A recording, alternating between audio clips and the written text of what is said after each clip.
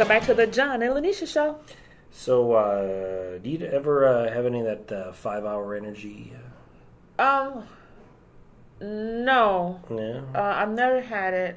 You ever had any of the energy drinks? Red Bull? I had Red Bull before. Did it give you wings? It gave me wings. I don't like the taste of that stuff, though. I also tried at a bar one time a drink that was made with Red Bull. Rohypnol? I don't know what it was. Yeah, maybe it was like a Rohypnol daiquiri or something like that. I didn't like it. Yeah. I don't like that. Did you fall asleep and then wake up in a strange motel room? I did not. Oh, then maybe it wasn't Rohypnol. It was just something I tasted. Yeah. Anyway, because apparently we have fixed all of Chicago's problems. Really? The longest serving alderman in the Chicago City Council, the largest city council per capita of large cities, one of 50 empty suits, Ed Burke, has proposed a ban on the high caffeine energy drinks. Because ultimately there were a couple of stories about essentially teenagers who were drinking this stuff like water. Okay. And the problem with high caffeine, first of all, other than kind of speeding up your heartbeat and everything like that, it's also, caffeine is an astringent, so it's actually dehydrating you. And the kids are getting sick. Okay. It's like, well, yeah, too much of anything, whether it's good or bad for you, is too much. But this goof ass, is like, oh, we don't have anything else to talk about, so everything is fixed in the city, so let's now ban high caffeine drinks. You don't think it's a good idea? No, it's stupid. Why? Because I am smart enough to know not to drink a six-pack. Yeah, but you're not a young person. You know what? When I was growing up, we crossed the streets in the middle of the street, We skateboarded and rode bikes without helmets, Everything, there was risks to everything. We went outside, we ran around, walked off the block, things like that, We got to stop coddling the kids.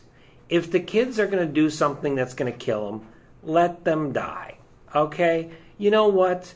Because in the end, it just, would help society. They're just not smart enough.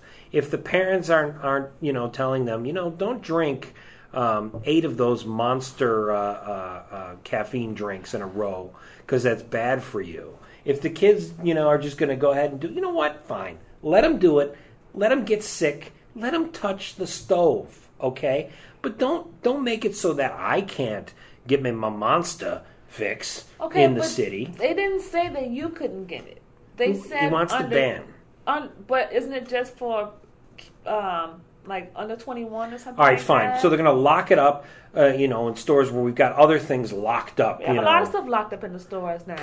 It's ridiculous. You know why? And what does it do? It makes it so that the law-abiding citizens are the ones inconvenienced by this. I agree, but I don't have a problem with something, protecting the children. I don't have a problem with that. I have a lot of problem with protecting the children. I don't have a problem Children with that. don't need to be protected. What? No, they do not need to be protected. Again, when I was growing up, I did not need this kind of protection. Quit coddling these kids. This is why when they get older, they're so entitled. I completely understand what you're saying, but these kids they're also growing up in a different day and age. The stuff that we had available when we were younger, that we didn't have available, they have available now. You know what I'm saying? I know, they're lucky. They got so much more. And then when their kids come around, they're going to have something else too. Well, if they drink enough of these high energy drinks, maybe they'll all be sterile. That's just and not will be spared right. more kids. I say, let's help the kids. Let's help crazy. them. Let's no, help them. No. Help the children. And let them touch the stove. What they really want to do, though, is just make more money for the city. Basically, is what they're trying to do. You know what? But it's also going to inconvenience all the businesses that sell this stuff. It's a load of crap. Again, city. You're telling me that there isn't more important business to do in the city council. Well, also, what about sometimes the parents are not around? Maybe they're going to the store. So they're bad parents. No, I'm saying like if they're going to the store. You know what I mean? And their father, they're at work and they're just going to the store before they get home and that stuff is in the store. Yeah. You know, I would say, hey, yeah, I don't want my kid drinking that kind of stuff, you know, right now. Well, then maybe you should actually be a good parent and teach your kid what to drink and what not to drink. You can do that, but you know for a fact that kids like to explore. Right. And so like you to let do them. certain You things. let them. I say protect the kids. Let them touch the stove. Protect them at all costs. No. Protect them.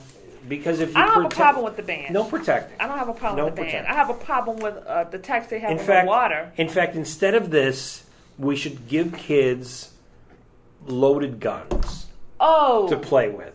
Oh my God! All right, that'll be another show. It's another John Did we talk? Show. We did gun control already. We did talk about that, right? But speaking about weapons and protection, that was a nice segue. Yes. Yes. Into the story that I. That's what Dean Kamen said. Who's that? It's the guy who invented the segue. Oh, I forgot about him. I like to introduce some of the highbrow humor. Oh. As well as my fart jokes. Thanks for that. Speaking of fart joke, wait, no, that's not a good segue. No, it has nothing to do with this story.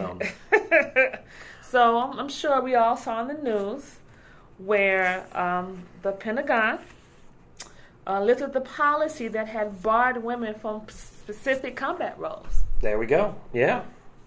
I think it's a great idea. Yeah, I think so too. I think women in the military, I think it's great. Mm-hmm. If they want to serve in a combat role, that's great too.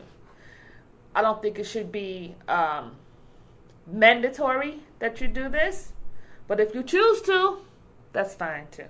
Sure. Me personally, I'm not in the military, and I've never been a fan of wanting to join. So, this doesn't appeal to me. But I appreciate the fact that they're trying to do a more equality in the military.